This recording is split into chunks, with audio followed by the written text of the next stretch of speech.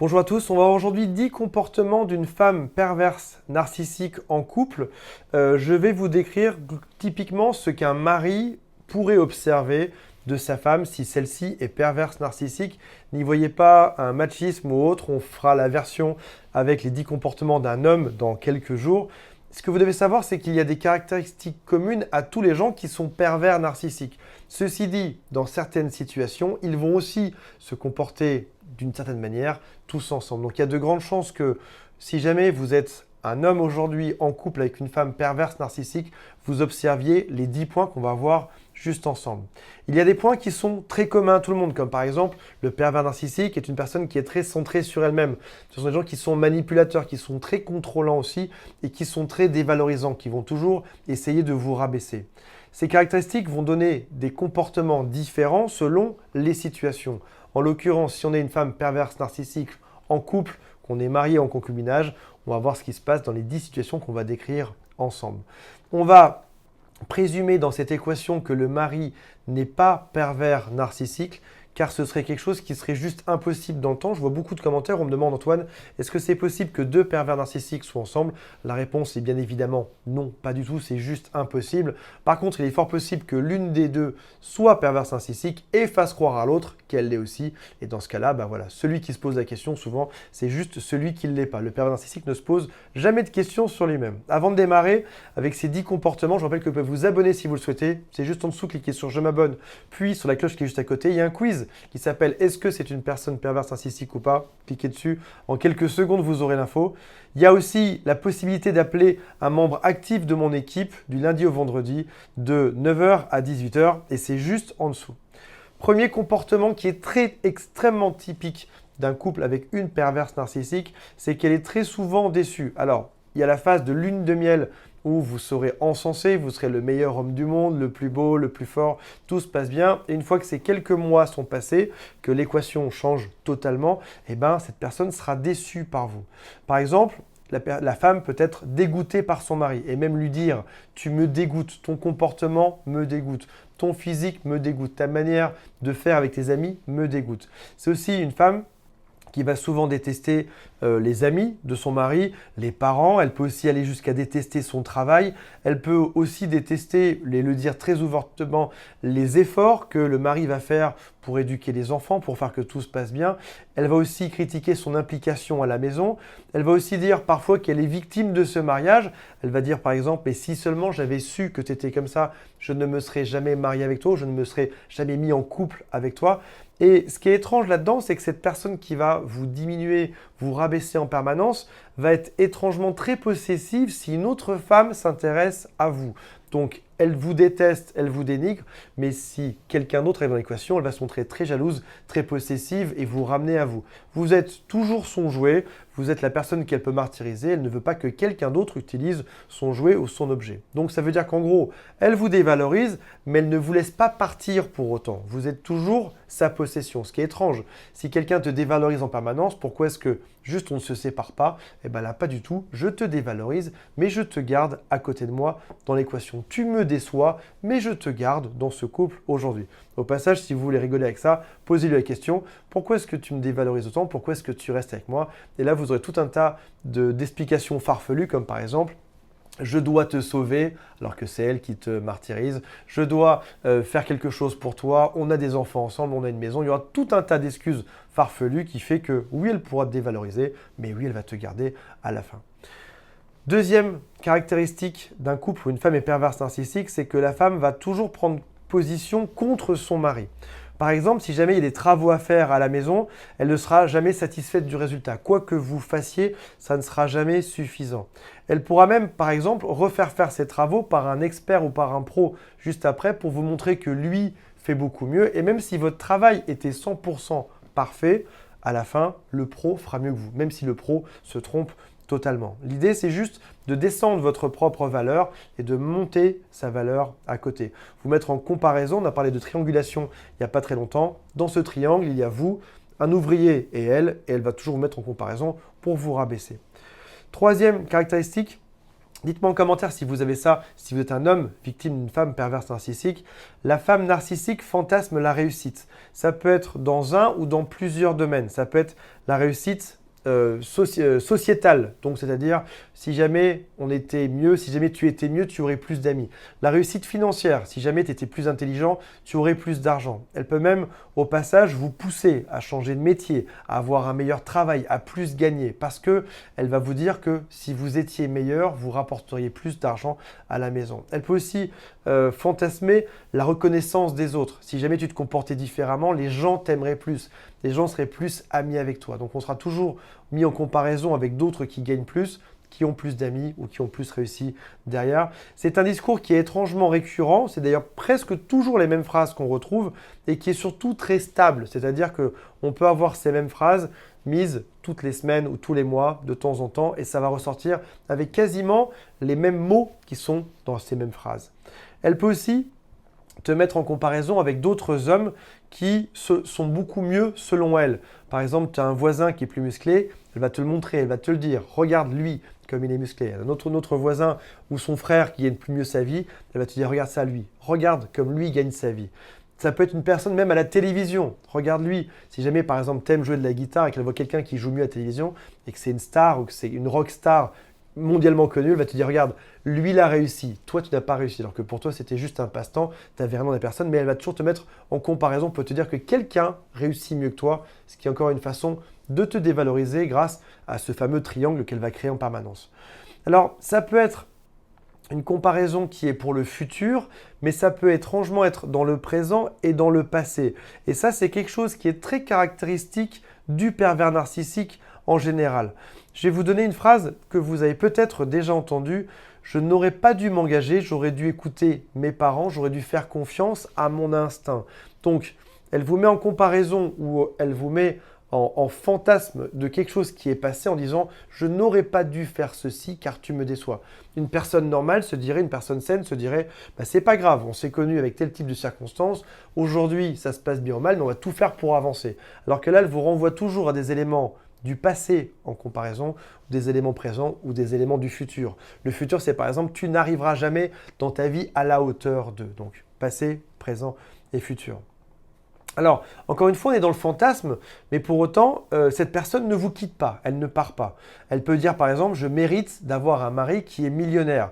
Ou alors, elle peut dire, tous les hommes rêveraient d'avoir une femme comme moi. Ou alors, elle peut te dire, tu as bien de la chance d'être avec une femme comme moi. Donc, toi, tu réfléchis 3 secondes, tu te dis, vu ce que je subis aujourd'hui, je pense que ce n'est pas forcément une grande chance que je sois avec toi. Mais en tout cas, elle te le dit, elle te le répète tout le temps pour monter, encore une fois, artificiellement sa valeur.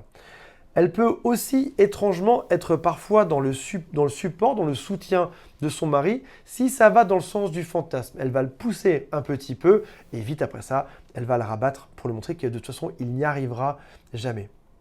4e point, chaque problème de la femme narcissique devient la faute du mari, même sur des points qui la concernent uniquement elle. C'est jamais de sa faute. Par exemple, elle perd son job, qui a priori est un problème qui ne la concerne que elle. Ce sera la faute du mari, parce que tu m'as mal parlé il y a 3 ans de ça, parce que tu as fait ceci et cela, parce que tu me dégoûtes, j'ai perdu mon boulot. Tu te dis, il n'y a pas de réponse, il n'y a pas de sens. Et pourtant, si, dans sa tête, il y a un sens, ou en tout cas, elle va te faire comprendre que ce n'est jamais de sa faute à elle, c'est toujours de ta faute à toi.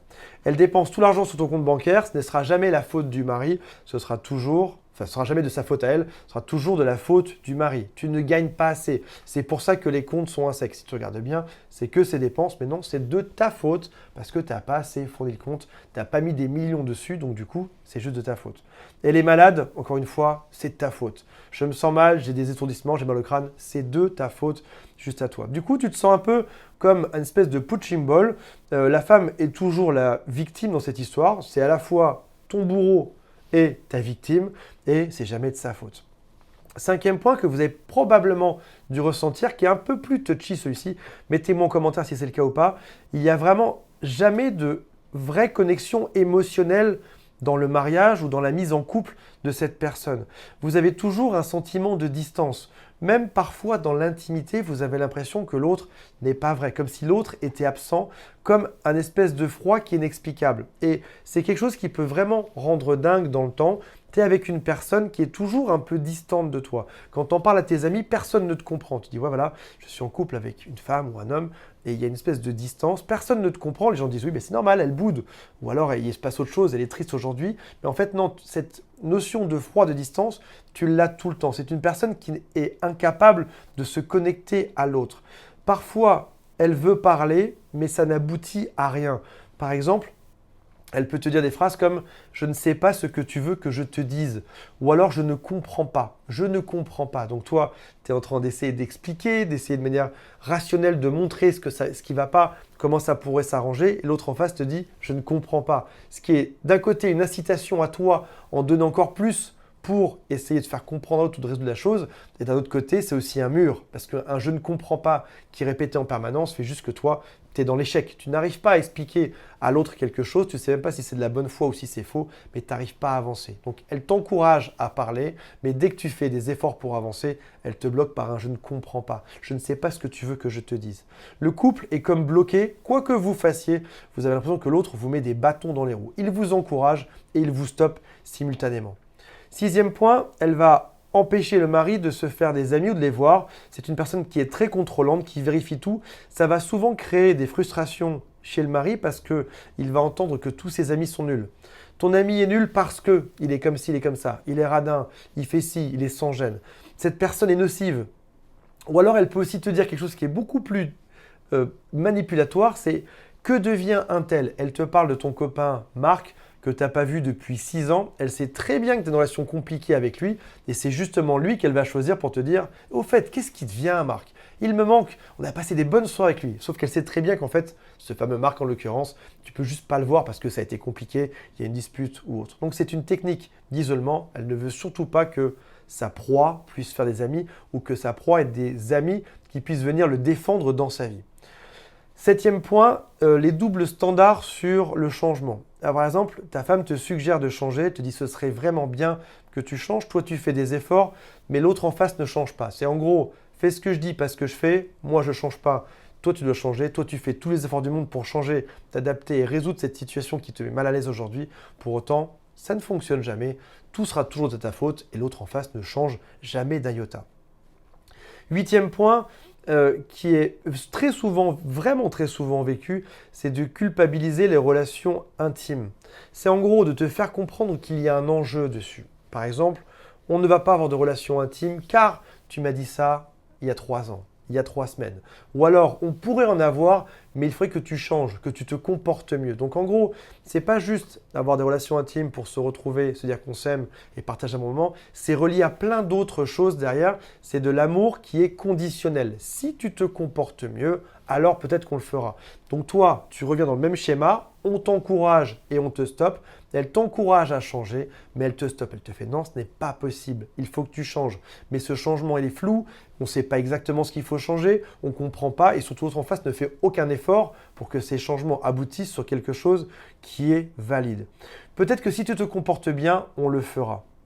Si jamais tu changes, alors oui, peut-être on pourra avoir des relations ensemble. Mais quoi que tu fasses comme changement, ce n'est jamais suffisant. 9e point qui est extrêmement caractéristique d'une femme perverse narcissique, c'est de menacer. Menacer de partir, menacer d'une pension alimentaire, menacer d'impliquer les parents, menacer d'impliquer tous les amis, de tout révéler à tout le monde, menacer de passer devant un juge, ou parfois c'est même menacer face à des choses qui sont assez aériennes. La société réprime ton comportement. Les gens ne veulent pas d'un mari qui se comporte comme ça. Et tu dis, mais c'est marqué où? Est-ce qu'il y a une espèce de loi quelque part gravée dans le marbre dessus? Ou est-ce que ça existe? Je fais ce que je veux? Non, non. La société, les gens pensent que ce que tu fais est mal. Tu ne sais pas d'où ça vient, mais c'est des menaces. Il faut que tu changes. Alors, ces menaces peuvent arriver sur des choses qui sont totalement anodines du quotidien. Tu n'as pas acheté du sel, tu n'as pas dit le bon mot, la bonne phrase. Ces menaces peuvent arriver. Ou sur des choses qui sont beaucoup plus compliquées, beaucoup plus touchy dans ce cas-là, ce qui paraîtrait un peu plus normal. Alors, bien évidemment, ça fait peur quand on l'entend. On se dit, mince, mais c'est vrai, c'est possible. Peut-être que j'aurais dû changer quelque chose. Encore une fois, on est remis en cause en permanence. Toujours, comme dans les faits dont je parle depuis tout à l'heure, on est forcé, ou en tout cas on nous montre qu'il faut changer, mais dès qu'on change, on est stoppé immédiatement. Donc on se retrouve dans une injonction paradoxale qui est « il faut que tu changes », mais si tu changes, ça ne marche pas. Donc tu sais absolument plus quoi faire à un moment donné. C'est finalement une manière de manipuler et Si jamais tu ne te comportes pas comme ça, alors il se passera ça. Là, on est sur de la menace et sur des schémas de manipulation qui sont vraiment évidents. Elle veut toujours être mieux traitée et pour autant se comporte sans aucune affection pour l'autre. Tu t'achètes par exemple à toi un téléphone, tu t'achètes le dernier téléphone qui vient de sortir, elle veut exactement le même. Pour autant, c'est à toi de décider, c'est pas à elle de demander, c'est toi qui fais ce que tu veux. Mais si jamais c'est pas le cas, tu as l'impression d'avoir un enfant qui est capricieux en face de toi, qui va taper des pieds, taper des mains par terre, qui va te faire une crise jusqu'à ce que tu achètes ce cadeau. Et quand tu l'achètes, c'est juste normal. Il n'y a pas de merci, c'est une chose qui est normale. Tu as un dîner important avec, par exemple, des collègues ou pour le travail ou avec des amis, elle peut arriver 2 heures en retard. Elle ne fait que ce qu'elle veut, par contre, elle n'attend pas ça de vous. Par contre, elle, quand elle a un rendez-vous qui est important, un dîner important, quelque chose qui se passe, elle ne supportera pas que tu aies 1 minute de retard et elle te le reprochera derrière. Quand elle s'achète quelque chose, c'est que pour elle. Tu n'auras jamais de cadeau, tu n'auras jamais un don par rapport à ça. Il n'y aura jamais quelque chose de naturel qui dira bah tiens, voilà, je me suis acheté ce téléphone, cet ordinateur ou ce livre-là, je t'ai acheté le même aussi derrière. Ça n'arrivera jamais.